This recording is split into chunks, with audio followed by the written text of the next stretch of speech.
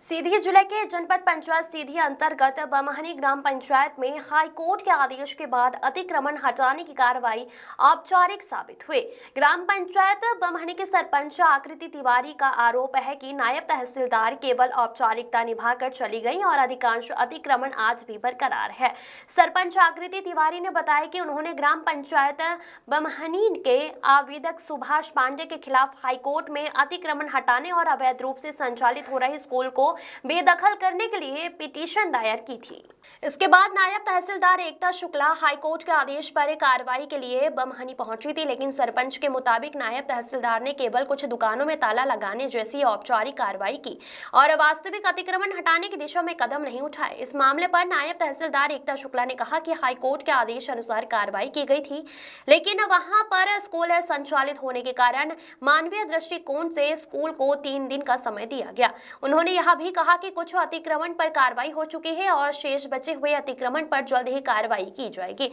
सरपंच आकृति तिवारी ने कहा कि अतिक्रमण हटाने में देरी और औपचारिकता सिर्फ दिखावा है। उनके पिता अरविंद तिवारी ने भी इस मामले में प्रशासन पर सवाल उठाया और कहा कि आदेशों का पालन सुनिश्चित किया जाना चाहिए। केवल औपचारिकता दिखाकर मामले को टालने से समाधान नहीं होगा।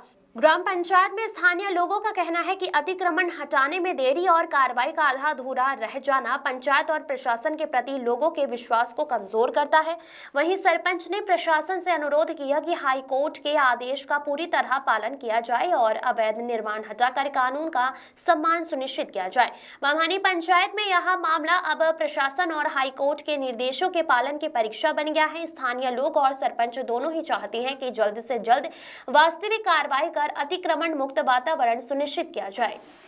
आप एसडीएम को आवेदन देने गए थे, तो क्या एसडीएम साहब बोले? मैं आपत्ति देने गई थी एसडीएम साहब को, कल जो बेदखली का काम नहीं हुआ है उसके आपके पंचायत में। हाँ, तो उन्होंने बोला कि आप यहाँ से बाहर निकल जाइए और बोला कि आप लोग के पास इतना काम ही है और बोले कि हम आपत्ति नहीं ले सकते। तो आपका आवेदन पे सुना नहीं गया? नहीं, सुना नहीं गया और आपत्ति नहीं लिया गया, क्योंकि हम बहुत देर तक बैठे थे। हम उनसे बोले कि आपत्ति तो ले लीजिए, क्योंकि काम बेदखली का काम जो हुआ है नहीं हुआ है, तो उसकी वजह से आपको आपत्ति तो लेनी पड़ेगी। तो नहीं, आपत्ति हम नहीं ले सकते। तो इनकी शिकायत आप कहीं उच्च अधिकारियों पे करेंगे क्या? हम आगे इनकी शिकायत करेंगे और हम अभी स्पीड पोस्ट इसको पोस्ट करेंगे। उन्होंने बोला कि आप कर सकते हैं, पर हम नहीं लेंगे आपत्ति। कल आपके ग्राम पंचायत में प्रशासन अतिक्रमण हटाने गया था, क्या पूरा मामला अतिक्रमण हट पाया या नहीं? अतिक्रमण हटाने गया था, पर उन्होंने अतिक्रमण हटाया नहीं। वो बोली कि मतलब 7 कमरों को 10 कमरे बने हैं अंदर की तरफ, जिनमें से उन्होंने 7 कमरों को सील किया और 3 कमरों को सुभाष पांडे जो वहाँ उपस्थित नहीं थे उन्हीं को सौंप दिया गया। और पंचनामे में हमसे बोला गया कि आप हस्ताक्षर कर दीजिए, मैं इसको सील करके जाऊँगी। और उन्होंने हस्ताक्षर ले लिए और सील करके नहीं गई। और जब जाते हुए हम उनसे बोली कि आप मतलब ताला लगा के जाइए, तो उन्होंने बोला कि हम आपके अनुसार काम नहीं करेंगे।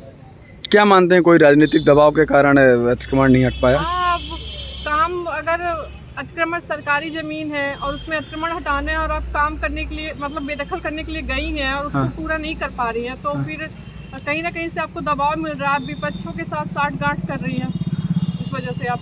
कौन गया था? तहसीलदार गए थे या एसडीएम गए थे? नायब तहसीलदार एकता शुक्ला। एकता शुक्ला। आपका क्या नाम है? आकृति तिवारी, वहाँ की सरपंच जी, ग्राम पंचायत बमहनी। कमरों को सील किया गया, 3 कमरे अनावेदक को ही, जो वहाँ उपस्थित नहीं था, पंचनामा के अनुसार अनावेदक को ही सौंपे गए। 7 कमरे सील किए गए।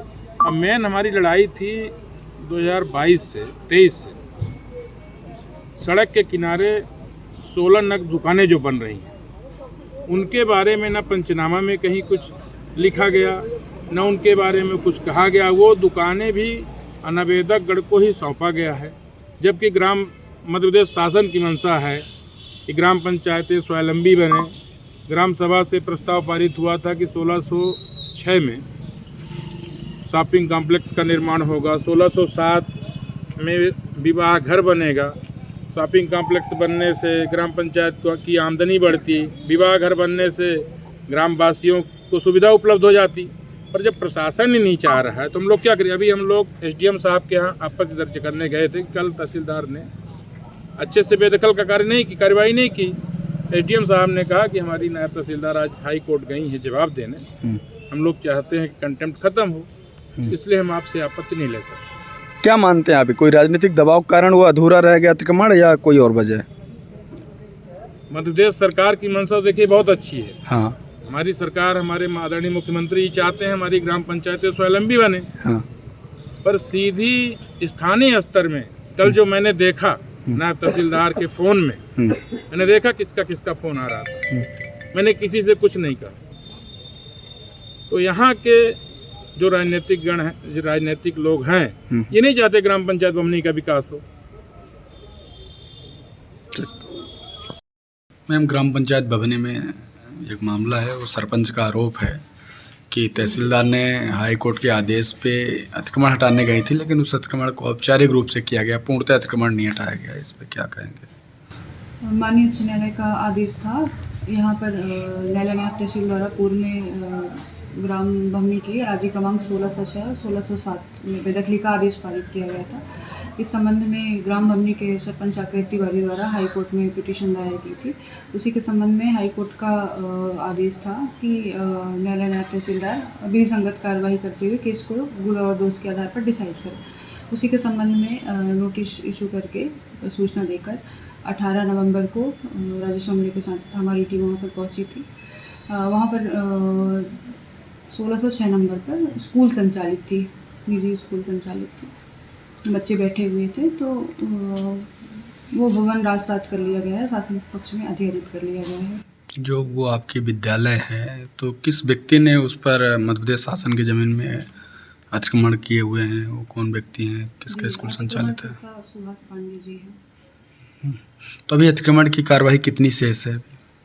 देखिए, जो आदेश हुआ था पूर्व में 1606 और 1607 नंबर पे हुआ था, लेकिन जो पूर्व में फाइल चली थी उसमें नोटिस सिर्फ सुभाष पांडे जी को ही थी। हाँ। बाकी जो अतिक्रमण करता है उनको नोटिस जारी नहीं हुई थी। हाँ। तो अभी उसमें जो 1607 नंबर है उसमें अतिक्रमण करता जो है उनकी जानकारी जुटाई जा रही है और वो चिन्हित किया जा रहा है। उसको भी नोटिस जारी करके उसमें भी कार्रवाई की जाएगी। Thank you.